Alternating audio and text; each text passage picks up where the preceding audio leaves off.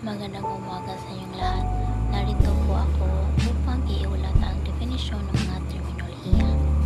Ang definisyon ng mga terminolohiya ay tumutukoy sa pagpaliwanag o kahulugan ng mga mahalagang salita o konsepto na ginagamit sa isang paksa. Aralin o pananaliksik, layunin nito ang mga termino maaaring maging teknikal, kakaiba o mahalaga upang mas maunawaan ng mababasa o tagapakinig ang nilalaman ng teksto.